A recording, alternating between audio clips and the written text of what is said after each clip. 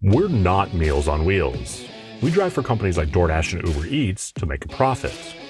You could be making some mistakes that have you tiptoeing into the realm of running a charity rather than a business. Don't make the mistake of working for free, or even worse, in the red, while thinking you're profitable. What's going on, everybody? I'm Zach Drives Fast with the Rideshare Guy, and this video is all about making smarter financial decisions and ensuring that you stay profitable. Don't get me wrong, there's a ton of great charities out there that do fantastic work, but we're not one of them. When we start the car, we're in it to make a profit. In my 3 years of driving, I've learned a thing or two, usually the hard way, that I'd like to pass on to you, so hopefully you don't make the same mistakes I did. It doesn't matter how experienced you are or how well you know your market if you get deactivated. Unfortunately, if you do get deactivated, the truth of the matter is that any balance left in your driving account when you get deactivated is likely not going to get paid out. There's a phrase that's used a lot in legal agreements: in our sole discretion. And in this case, that means that they can decide whether they're going to pay you or not. Admittedly, it sounds far-fetched that you could do all of that work and not be paid for it, but that isn't a hypothetical. It happens all the time. On top of that, if they were to ever suffer a systems breach, they're not FDIC insured. Therefore, your money isn't insured either. Even if you're not deactivated, you do run the risk, albeit a small one, of losing the money in your driver account. Matter of fact, this almost happened to me once. Somebody somewhere got a hold of my Postmates password and changed my banking details. Fortunately, I got an email from Postmates and was able to rectify the situation before it got worse. The good news is, whether it's a breach or whether you get deactivated, this is an easy problem to avoid. Just cash out every day. I know it sucks to pay those cash out fees, but look at it as an insurance policy. Matter of fact, you could talk to a CPA about the possibility of writing those fees off. Another option you could look into is getting a branded card through the app, like Dash or Direct. Generally, the apps that offer this will give you some kind of a break or completely waive the fees. And on top of that, these companies are FDIC insured. This is probably the easiest pitfall to avoid, but let's move on to the next one. Offers are not tailored specifically to us, but rather the company. There's always been debate on whether or not your acceptance rate plays any role in the offers you receive, or if it's nothing more than proximity to the restaurant. Regardless of my personal feelings, we can probably all agree that offers are not tailored to us. This is why sometimes we get great offers, while other times we get terrible offers. It's easy to look at an offer screen on the weekend when it's busy and think, there's no way in hell. But that choice becomes a lot harder when it's midweek and dead. Your strategy should vary depending on how busy it is and the likelihood of you getting a better offer. The company's strategy is to send the offer to the driver that they think is going to get it delivered the quickest.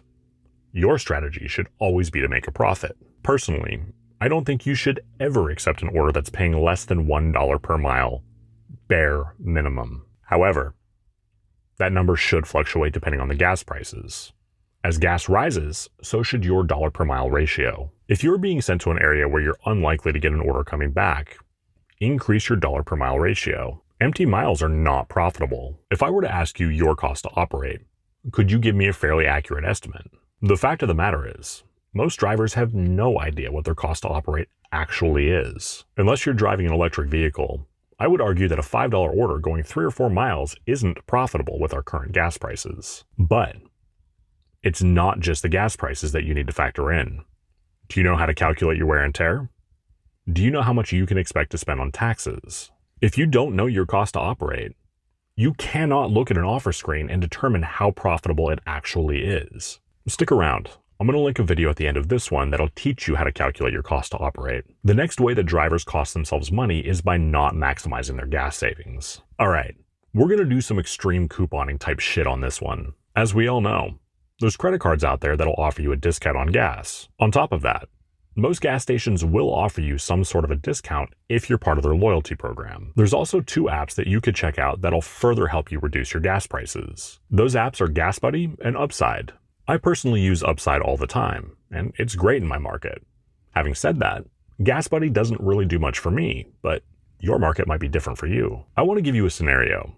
Let's say gas is $5 a gallon. You have a credit card that'll give you 10 cents back per gallon. The gas station will give you 10 cents off per gallon, and you save 25 cents a gallon by using Upside. That's 45 cents per gallon. My car holds 15 gallons of gas. If I were to utilize every discount that we just talked about every time I fill up, I would save $6.75. Let's say that you fill up once a week. You would save $351 per year. That amount adds up. That 10 cents here and 10 cents there could be enough to cover a minor car repair. If you're not using Upside, you'll find a link for it in the description. If you install it and buy gas, not only will you be saving money on gas, but you'd also be helping support the rideshare guy, as we would get a little bit of a kickback. A couple more hacks that I've used are to fill up on a reservation, as you're not paying all of the tax on the gas. If that's not an option, consider getting a Costco card. They tend to price match the cheapest gas stations in your area. Now, I practically live on the Canadian border, and the Canadians are well aware that our gas prices are substantially cheaper than theirs. So, the downside of filling up at Costco is that I could end up waiting in line for a substantial period of time. Choose your times that you choose to fill up carefully. Time is money. And it should always go without saying, but if you do pay for gas using your credit card, make sure to pay it off every month. Our next one is definitely a profit killer, and chances are you've been guilty of it too, at least on occasion. I am super guilty of going into a restaurant, picking up an order, and deciding that whatever they ordered smelled delicious, and that's what I want for lunch. I'll drop their order off, drive right back to the restaurant, and order something for my damn self. If I order just one entree from an actual restaurant, I would have to do anywhere from 2 to 4 more orders to make up for the loss. While we can't do anything to prevent the food smelling delicious, we can factor in the math. Hopefully that food doesn't sound quite as enticing anymore. Admittedly, I'm not great about following my own advice on this from time to time, but this is also an easy problem to solve. Trust me, it is much cheaper to just go grocery shopping and to meal prep than to go out hungry, at least if you lack self-control like I do. If you end up being out longer than you planned, just stop at a freaking grocery store and buy yourself something cheap. Alternatively, you could keep cases of water and some protein bars in your car, so you're always prepared. All right, driver hack time. In my market, Red Robin will hook the drivers up with free fries, but you have to ask for them. Dairy Queen will hook it up with a free soda. Keep in mind, this is only if you're accepting an order from them, but if I'm hungry and an order pops up from one of those places, makes it a little more enticing, doesn't it? Let me know in the comments if you have any restaurants in your market that do something similar. Moving on, let's talk taxes. This is probably one of the most boring subjects we can talk about, but it's also one of the most important. That said, I'm going to do my best to make this part not boring. Let's say, for whatever reason, you had 2 Costco gas stations right across the street from each other, but one of them is charging $1.50 more per gallon. Who in their right mind is going to pull into the more expensive gas station? I don't care how hot the cashier is. We should never act like we have more dollars than cents. The same thing is true with tax deductions. Without them, you're paying a hell of a lot more than you actually need to.